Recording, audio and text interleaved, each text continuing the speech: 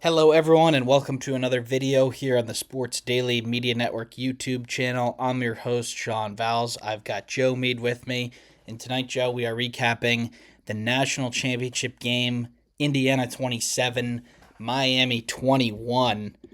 Joe, before we get into the main details, Indiana are the national champions, 16-0, the first team since Yale in the 1800s to go 16-0 in the season, the first team to be undefeated through the college football playoff.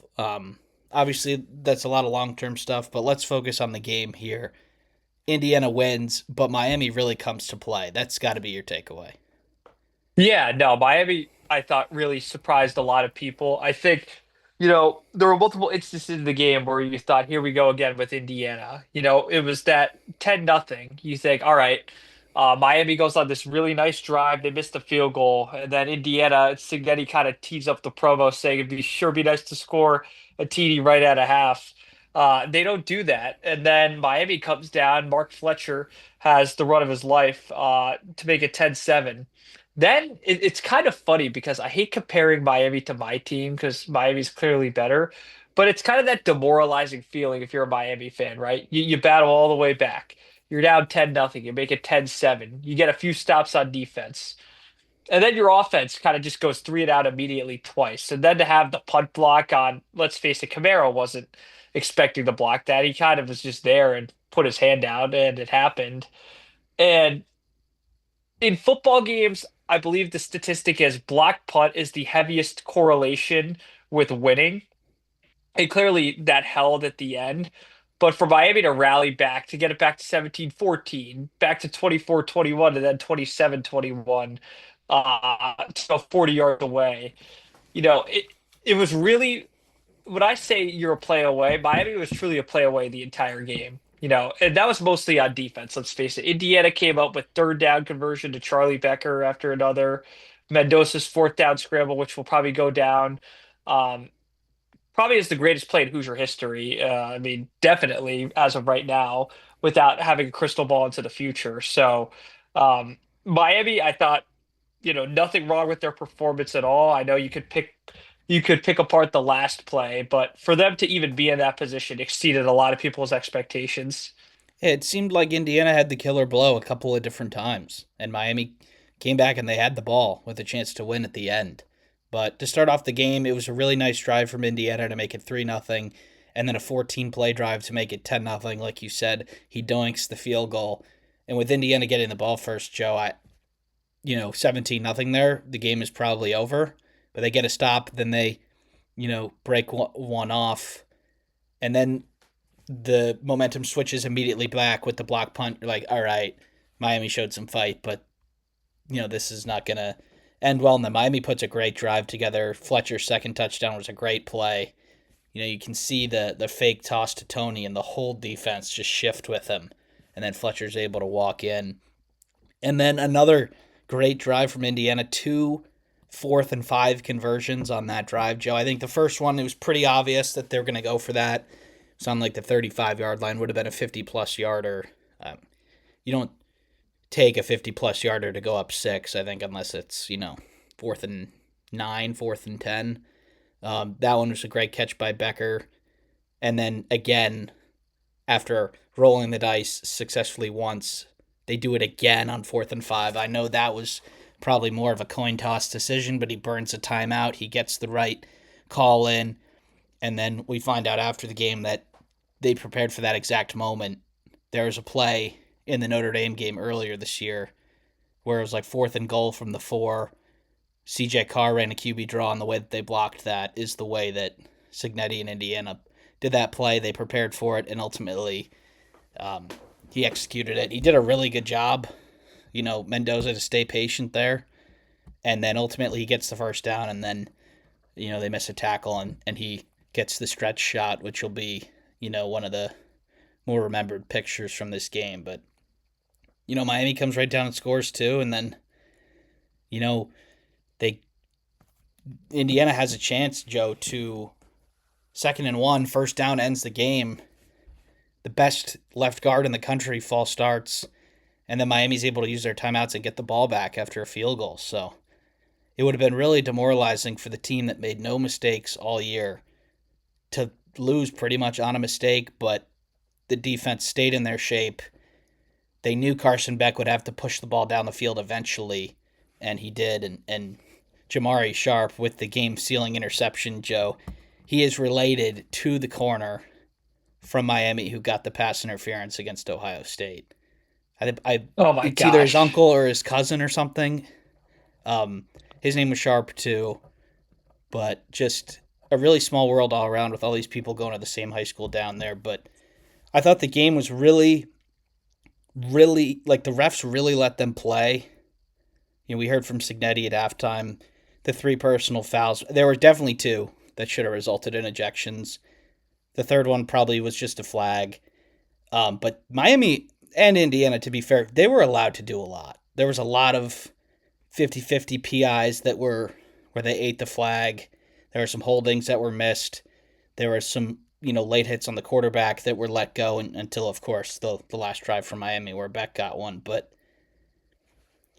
I don't know who that really benefited, but at least from the neutral, it was probably nice to see them hold the flag back on a couple of these 50-50 calls. Yeah, I thought it was refreshing because let's face it, we all watch NFL. What we saw Oh, on yeah. NFL this weekend was a complete contradiction to what we saw Monday night, and then throughout the playoff too, and throughout college football. I think it's kind of gotten more unbearable. Like the home team kind of gets every flag and whatnot. So to see that's refreshing. Now, what I like is it was consistent throughout the game, unless it was Yeah. egregious. No, they let it Now, go. of course, the Mendoza hits in the first half were getting ridiculous, but the Carson Beck shot at the end, that was a blatant mistake by Indiana. So I don't have a problem with that call in a vacuum. And frankly, even with all the stuff beforehand, just because you got the other calls wrong doesn't mean you have the permission to get the call wrong late at the game. So good on the officials there. I thought this was probably the best national title game we've had. Uh, since the Bama Georgia game Yeah, it's in the first one, 2021-22. the first single digit one since that game where Tua, came in Yeah. after halftime and rescued it for Bama. Yeah, and truthfully, no. 21, the second one. This is the Stetson Bennett Oh, okay. game. Okay, yeah, yeah. Stetson Bennett, Keely Ringo. And to be fair though, Sean, this game was the first one since I believe the 2000. Yeah, since that game where it came down to literally the last play. Um, the Carson Beck interception because Keely Ringo, when he returned that, Georgia went up two scores at that point and it was all but over with like a minute left. This one, until like that 37-second mark, you really had no idea. So and frankly, let's face it, Indiana had no idea either. They could say they knew, but I can tell you, based on knowing a lot of Miami and Indiana fans in that stadium, it was anything but certain when that ball was in the air. So, certainly the best national title game we've had in a while. I think Miami as an underdog, like let's look at the last few betting underdogs. Like Notre Dame really got boat raced last year. Not to mention Washington, TCU can go down the list after, once we skip Bama, like Ohio State in the COVID year. But they really showed up. And one thing I'll comment on is Indiana looked like they had about 65% of the fans in that stadium. And for Miami fans to still make significant noise there, I know they hadn't been there in a while. Indiana clearly never, but it had been 20 plus years, 25, almost 25 years for Miami. So good show from both crowds throughout the playoff, especially Hoosier Nation. And like I said, Sean, I think we live in a world where if you told me 2 years ago that there were going to be three different Big Ten teams winning it, people would have guessed Michigan, Ohio State. Probably the third Big Ten team would have been a Penn State. You throw in the Pac-12, the Oregon, Washington, USC's of the world, and it's more than plausible. You could have answered like a surprise, like, oh, maybe a Michigan State who'd been to the 14 playoff. You know, perhaps like an Iowa, like kind of Nebraska had a Cinderella run, but Indiana, the most unlikely of likely, does it. What a world we live in.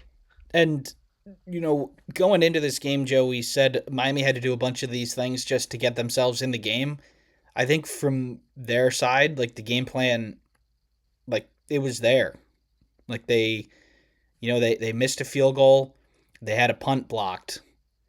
That's for a touchdown. That's a 10-point swing there. They lost by 6. Their offense scored 21. Indiana's offense scored 20. Like, we thought that they could do some things to make it a game, but then we also gave Indiana the edge in in the moments, right? You look at Fernando's line here, 16 for 27 for 186, no touchdowns. You're like, yeah, all right. But he made so many big throws, and obviously the run with his legs. Um, but you have Becker with 5 catches, or Cooper with 5, Becker with 4, Surratt with 3, Nowakowski with 2, Hemby with 2. You have 16 targets across 5 receivers who each got at least 2. Like, he was able to spray the ball well, take what was given to him. Didn't really force any tough throws. There are actually a couple drops in there, which doesn't usually happen. You know, some accurate throws, maybe a little bit of contact. Everything looks like pass interference in slow motion, but usually the Indiana receivers just make the catch, so it doesn't matter. But a couple of drops. They did give Miami a chance here, but still deserving winners. They were able to run the ball well, especially the two running backs. There are a few sacks that bring the number down to under 3 yards a carry, but 4.6 yards a carry for Kalon Black and 3.2 for Roman Hemby. While Miami's defensive line did cause quite a few negative plays, I think Indiana's offensive line did enough to protect and get the run just enough because Miami's defensive line was quite something. Yeah. And I think this was probably the most, aside from maybe actually, no, aside from just Ohio State, this was the best and most Indiana's trenches on both sides of the ball had been tested. And, it kind of begs the question. It's really irrelevant because there's no third place trophy that's worth a damn in this sport. But, who really was the third best team? Was it at Ohio State? Was it, and, some people might scream Notre Dame, but was it also an Ole Miss, an Oregon, a Georgia? That's what's really interesting because Indiana, I know a lot of people viewed them at Ohio State as a lot of the year as them and the rest. I don't think the rest was actually that far off in reality. And from a Indiana defensive line point of view, Joe, they really just didn't rush a lot. Like, it was 3 and 4 most of the time. I think they wanted to keep their zone structure and stay in front of Tony, which they did for parts of the game. But in the second half, Miami's offense, like, they're only the second team this year that's scored 3 touchdowns against Indiana in a game, and they did it all in one half. Um, but yeah, just 1 sack and 1 tackle for loss for the Hoosiers. And I don't know, like, it wasn't really the game plan. I think the game plan was to sit in zone and see if Carson Beck could make some of these narrow throws, and for the most part, he really didn't. Um, wasn't exactly the game plan we saw coming from Indiana, but it worked. I mean, Miami they had that one fast drive to bring it to within 3, but their other drives, like, they had to work. They actually had the long touchdown run and then the 2 play one, but they had to work for a lot of these yards, and the zone did cause Carson Beck some trouble. He did force a few balls in there that weren't really there, and then ultimately he throws the interception on a play that just was not there at all to end the game. But it was an interesting defensive strategy from Indiana, and that is how Miami's lost games this year. Carson Beck really played poorly in their losses. I don't think he played poorly in this one, but it was up to him to make a play, and ultimately he didn't. Yeah, and to be fair to Carson Beck too, he's aside from the Ole Miss game, he's rarely been called upon to. And I think one thing he did really well in this playoff, including the Texas A&M and Ohio State game, he didn't force anything. In this case, though, he had to. So I think his hand was forced, not to make that word redundant. And unfortunately for him, that's what people are going to remember about this game. But to me, I'm going to really remember kind of the redemption arc. Let's face it, he wasn't the most popular guy on and off the field based on his exit from Georgia, kind of the criticism in the few games he lost there. That's what I find hysterical. He's got quite the record Yeah, he's as a really, starter. yeah, his record as a starter is phenomenal. 38 And and 6, I believe. yeah, and let's face it, I know, he did start, he has 2 national titles, but those were Stetson's teams. But 23, they were really a game away from a natty. They lost to Alabama. They really lost that game on a fumble. last year, if he doesn't get injured in the SEC title game, who knows? And then this year, it's good for him to finally have some closure on that, I think, as a storyline. And one interesting thing, Sean, all four quarterbacks and three of the four were recent new transfers. And, this is, I believe, the second straight national title game where you have two quarterbacks that were immediate transfers on the team. The other years, McCarthy, Penix. Penix was a transfer, but he was a second year starter at Washington. McCarthy, obviously homegrown at Michigan. Um, 22 22 kind of like, Stetson. you know, yeah, Stetson and Duggan. But this is a new theme we're seeing, Sean. It's going to be interesting to see that. Drew Aller and Quinn Ewers are going to become rarer and rarer guys who are multiple year starters at their schools, kind of being there. I'm really curious to see whether that continues. I know we're kind of going off game script here, but it's really something to pay attention to. I think it's a fascinating storyline with where we're at today. And the experience part of it, both these quarterbacks were immediate transfers, Joe, but they have multiple years of starting under their belt. And if you want to expand it to the playoff, the 12 starting quarterbacks in the playoff, I believe 10 of them are transfers. Ty Simpson wasn't, and Williams from James Madison was, but Retzlaff was a Tulane. Chambliss, not saying two, so 9. But Dante Moore transfer. You know, you've got Mateer transfer. You have Beck transfer, Mendoza transfer. So, and then last year, like you said, Leonard and Howard immediate transfers. It seems like that might be the way to go if you want, like, instead of developing your own guys. Yeah, they're there on the sideline for meaningful games, but we saw it with Ohio State this year. Ohio State cakewalks to 12-0 for the most part. And in the first game with game pressure, Julian Saying crumbles. And then in the second game with game pressure, Julian Saying crumbles.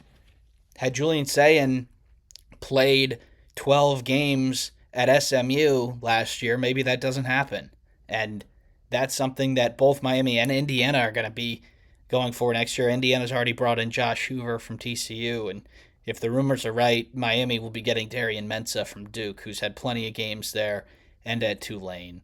So that might be something that we look at moving forward, is that it might not really depend on the level. Quarterback experience is better than not experience. But I think we can move this to really any position, Joe, because Indiana has a lot of experience on their team at whatever level. You have you have the James Madison guys. Obviously, you have Hemby, who's from Maryland, Nowakowski from Wisconsin. You have Stephen Daly, who got hurt, but he was from Kent State. And it's just sort of, there are talent on those teams. And I think teams are going to start, you've got a junior from the MAC who was first team all conference, who could play linebacker and knows a bunch of schemes. Yeah, let's bring him in. I think we might see a little bit of a transition away from the 5-star blue blood model into the actual games played kind of matters. Absolutely. And one other thing I know, Pat Coogan's often highlighted on this O line, the Notre Dame reject or whatever. Clearly, what's ironic is Notre Dame's often viewed as the pinnacle of the state of Indiana. They don't even have the most recent natty by far now. It's been now, I think, 38 years. Indiana has the most recent one. That's just an interesting tidbit. But getting back on script here, Sean, a lot of these guys, I know transfers, but they played together long enough. You know what I mean? That's what I think was so underrated about this Indiana team, last year's Ohio State team, the 2023 Michigan team, and then the 21 and 22 Georgia teams. That O line developed together throughout not years, but like multiple years, 2 years. I know, what's funny, Michigan's O line also had two transfers on there. Ohio State's O line had McLaughlin for half the year before he got injured, the transfer center from Alabama, right? You can have plug and play guys, but if as long as if you're gonna have a line that's 7 deep in terms of rotation and getting in there, I think at least 3 to 4 of those guys had to have been there 2 years, and that's what I really like about this Indiana team. It's something that's really overlooked. And that seemed to be the strategy when the transfer portal first opened, Joe. It was like, yeah, we have our core, we have our depth. If there's a guy that can supplement a certain position group, we'll grab him. Now, Indiana's done that to a little bit of a bigger scale, but the James Madison guys immediately came in, they knew everything, and they were other coaches on the field. Now, those guys, for the most part, will be gone next year. Pons has another year of eligibility, but he's going to be going to the NFL. Um, but you still have like quite a few returners next year for Indiana, including and then a bunch of transfer portal. They're about to get a commitment from their first 5-star recruit. They have multiple 4 stars. Like there is a chance, Joe, that this is like Indiana has more talent next year than they did this year. Yeah, I think that's something to pay attention to. Just one thing I will say, those composite rankings, and it's something Sean's touched on so often. Those could be real deceiving in the sense that I don't think they're weighed properly. For example, let's look at the current Florida, like 25 Florida and Michigan teams. Those were top like 12 teams in terms of composite talent, but a lot of it was in the younger class of 24, 25 classes. And you know, clearly, based on who's played in the national title game, that's not really the recipe anymore.